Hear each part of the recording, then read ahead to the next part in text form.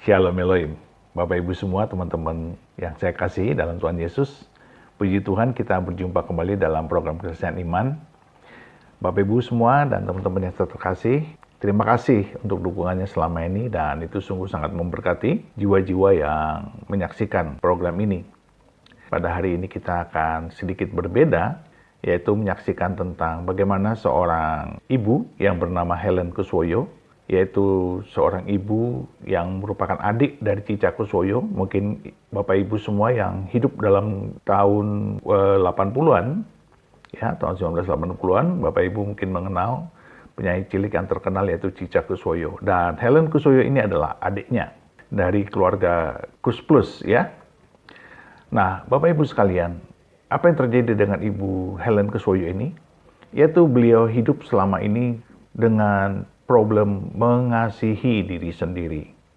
Problem yang terlalu mencintai diri sendiri. Akibatnya apa? Akibatnya pola pikirnya bukanlah pola pikir Kristus.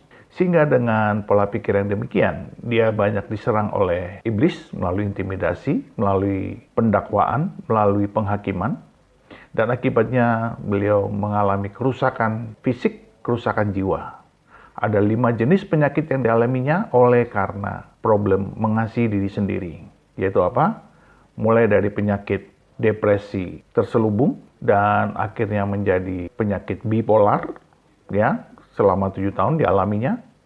Lalu dari situ beliau mengalami juga bone tuberculosis, TBC tulang, lalu mengalami juga penyakit penyumbatan pembuluh darah di otaknya, lalu akhirnya beliau mengalami juga penyakit kanker. Wow, luar biasa saudara. Jadi kesaksian ini akan mengajari kita bagaimana caranya kita beriman dengan baik dan benar. Ya, dengan baik dan benar. Itu akan mendidik kita sesuai dengan firman Tuhan. Dan saya rindu Bapak Ibu semua yang hari-hari ini mengalami sakit penyakit, yang mengalami kepedihan, keperihan jiwa, keperihan hati, yang mengalami luka-luka batin, menyaksikan kesaksian ini tentu akan diubahkan dan kuasa Roh Kudus bekerja. Dan biarlah itu menjadi berkat besar bagi kita semua. Baiklah Bapak Ibu semua, mari kita saksikan kesaksian dari Ibu Helen Kuswoyo ini. Tuhan memberkati. Shalom Bapak Ibu semua. Damai sejahtera Allah senantiasa ada pada kita. Amin. Sebab itu jangan pernah gelisah dan gentar hati. Sebab Allah senantiasa ada pada kita. Perkenalkan, nama saya Helen Kuswoyo. Saya alumni Charis Bible College Jakarta. Sebelumnya saya mau mengucapkan banyak terima kasih kepada Charis Bible College, kepada Bu Angel, Pak Irwan, dan Bu Cila, serta tak terlupakan seluruh tim yang menopang pelayanan Charis Devotion pada pagi hari ini. Sebelum bersaksi, saya mau memberitakan sesuatu yang menurut saya sangat penting saya katakan. Bapa tidak pernah memandang bulu.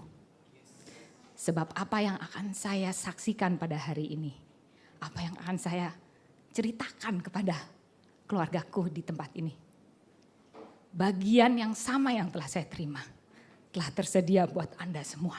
Amin. Judul kesaksian ini, Dia di dalam kita dan kita di dalam Dia.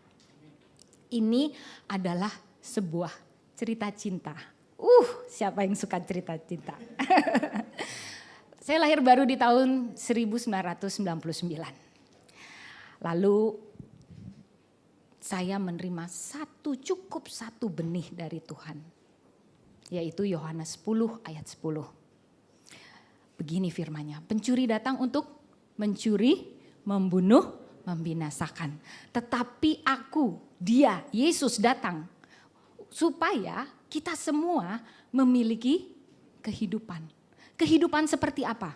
Kehidupan di dalam kelimpahan. Setelah lahir baru, pendakwah mulai muncul dalam kehidupan saya.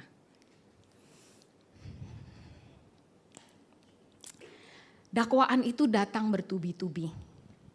Dan saya mengizinkannya. Kenapa saya katakan mengizinkannya? Karena saya belum mengetahui tentang kebenaran seutuhnya. Pembaharuan budi belum terjadi pada diri saya. Hidup saya jatuh bangun Bapak Ibu. Dan hal itu terjadi karena apa? Karena saya hanya terfokus kepada diri saya. Saya mengandalkan kemampuan saya dan saya mengandalkan diri saya sendiri. Jadi saya tuh bersandar pada diri saya sendiri, pengertian dan lain sebagainya. Saya pakai kekuatan saya untuk menjalani kehidupan ini. Dan itu semua Bapak Ibu, saya mau katakan pagi ini, itu semua akan menjadi akar dari segala kesedihan, kekecewaan, dan terakhir akhirnya menjadi kepahitan. Setelah itu akan membuahkan kehancuran dalam hidup kita semua. Celah terbuka pada saat kita hanya memikirkan diri kita sendiri. Tetapi dia anugerah terbesar, jauh lebih besar daripada itu semua. Amin. Mengapa saya buka dengan pernyataan ini? Izinkan saya memberikan contoh-contoh buah yang didapatkan pada saat kita mengasihi diri kita sendiri. Very self-centered, itu tidak baik buat kita. Pertama, puji Tuhan saya sudah dikasih tadi satu benih ya. Ingat ya, Yohanes 10 ayat 10. Saya didakwa pertama kali. Saya sakit, jatuh sakit gak sembuh-sembuh bingung. Lalu dokter akhirnya bilang, oh ibu mengidap depresi terselubung. Cie. 1 tahun berobat gak sembuh. Yang ada saya naik pangkat. Dari depresi terselubung saya jadi bipolar. Bodohnya saya kembali karena belum ada pembaruan budi. Saya terima Bapak Ibu. 7 tahun lamanya saya iakan. Tiap bulan bayar jutaan, hampir 10 juta hanya untuk obat, untuk hidup. Bapak Ibu, itu bukan hidup. Tuhan gak pernah rancangin kayak gitu. Oke? Tapi balik lagi, anugerah Tuhan lebih besar. Sampai itu berdampak kepada rumah tangga saya. Hubungan saya berantakan dengan suami, dengan anak. Wah, kacau balau. Lihat gak? Saya mengizinkan porak-poranda itu terjadi kepada kehidupan saya. Tetapi puji Tuhan, anugerah lebih besar sehingga saya sadar penuh. This is not my story. Tadi lagunya, pujiannya. No, gambaran Tuhan buat kita bukan seperti itu Bapak Ibu. Gambaran Tuhan buat kita begitu indahnya, begitu luar biasanya. Segala yang baik dari Tuhan, yang buruk dari iblis. Lah kenapa kita izinin, kita iyain 7 tahun, oh iya salah, bodoh saya. 6 bulan saya betul-betul duduk di bawah kaki Tuhan, hanya merenungkan firman Tuhan. Tentunya dengan tetap terus bekerja ya, kalau enggak bisa hidup. Tapi apa yang terjadi? Betul firman Tuhan mengatakan, jadilah seperti Maria, duduk di bawah kaki Tuhan. Dan dengan begitu saja Tuhan menyembuhkan saya dari bipolar. Dokter bilang, Helen, dari sekian ratus orang jarang yang sembuh dari bipolar. Tidak ada yang mustahil bagi Tuhan. Segala kemuliaan bagi dia. Nggak puas dong si iblis ya. Nggak berapa lama saya dituduh lagi, didakwa lagi.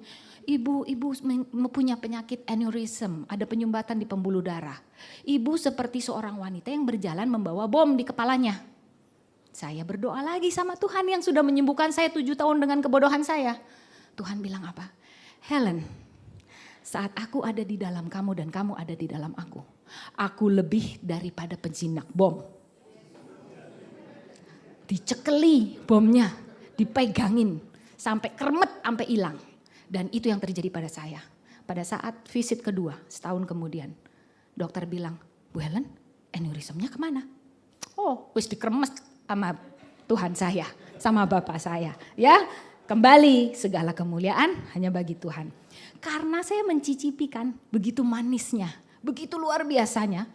Tak kejar dong yang ngasih sajian begitu nikmat ke dalam kehidupan saya. Saya masuk ke Charis Bible College tahun 2018.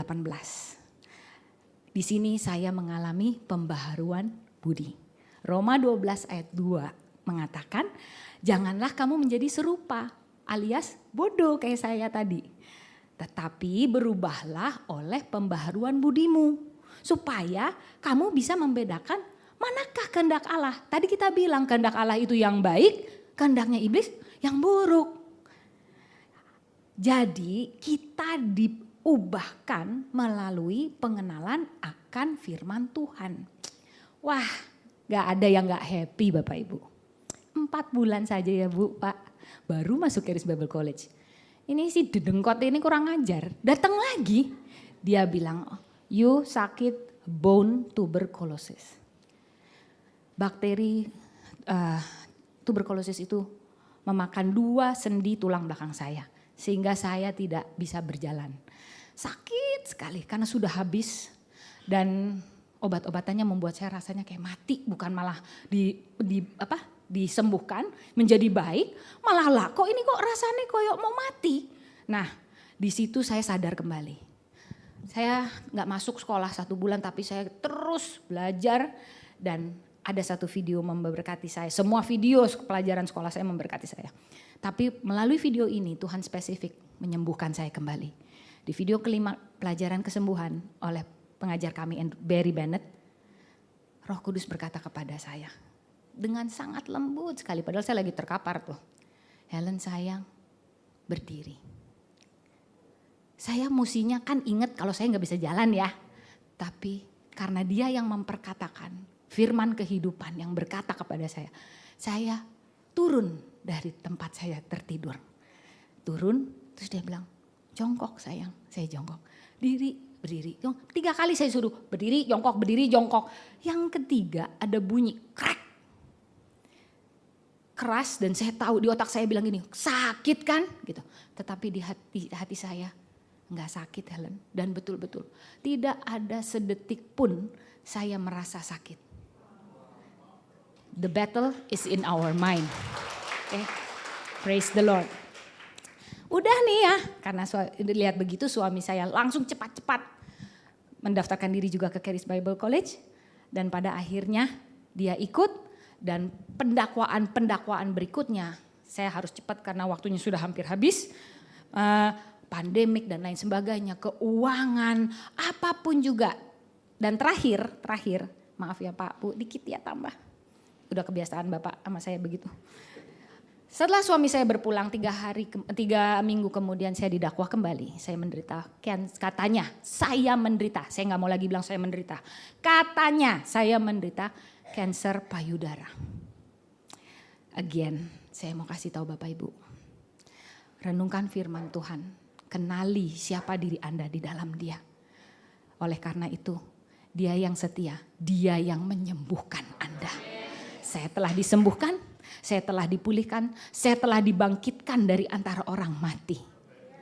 Sehingga saya memiliki kehidupan yang sungguh-sungguh hidup. Saking serunya tuh. Ya. Yesaya 54 ayat 17. Ini harus saya katakan. Setiap senjata yang ditempa terhadap Helen, terhadap Anda semua, tidak akan pernah berhasil. Ada amin?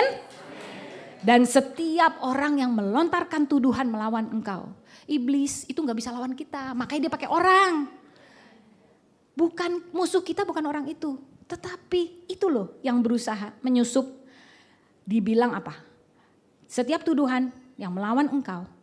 Dalam pengadilan ini penting sekali. Engkau akan buktikan bersalah. Engkau berarti siapa? Kita. Jangan teriak-teriak terus kita minta ini minta itu sama Tuhan. Kita sudah diberikan Dia yaitu kehidupan. Bukan lagi kematian. Bangkit dan jadilah terang. Sebab terang Tuhan telah terbit atasmu. Terpujilah Tuhan. Terima kasih Tuhan memberkati. Tapi izinkan saya sedikit lagi. Saya mau ngajak Bapak Ibu. Welcome to Charis. Anugerah terbesar yang telah ada di dalam hati kita. Saya tunggu di Charis Bible College. God bless. Puji Tuhan, kesaksian yang singkat namun padat dan sangat berkuasa. Karena kita percaya bahwa firman Allah itu kuat dan sangat berkuasa. Jadi apabila kita betul-betul merenungkan firman Tuhan, membaca Alkitab dengan kasih, dengan cinta, karena kita mengasihi Tuhan kita, maka kuasa itu bekerja. Roh Kudus akan turun atas kita dan mempengaruhi bukan hanya pikiran tapi hati kita. Dan itu akan mengubahkan kita seperti di Roma 12 ayat 2 itu yang telah dikatakan oleh Ibu Helen Kusoyo. Nah Bapak Ibu semua, teman-teman semua, mari kita sehat, bahagia, dan berguna. Sebab ketika kita sehat tidak berguna untuk apa kita hidup? Tetapi kalau kita sehat, tidak bahagia, untuk apa juga kita sehat tapi kita tidak bahagia? Tapi Tuhan memberkati kita karena Dia datang untuk memberikan hidup dan hidup dalam segala kelimpahan supaya kita sehat, bahagia, dan berguna. Artinya kita berdampak, kita menjadi berkat, kita menjadi terang, menjadi garam dunia. Terpujilah nama Tuhan Yesus yang pasti dan selalu memberkati kita. Tolong memberkati Bapak Ibu semua di dalam nama Bapa dan Anak dan Roh Kudus, di dalam nama Tuhan Yesus. Tuhan beserta kita. Haleluya, haleluya. Amin, amin, amin, amin, amin, amin.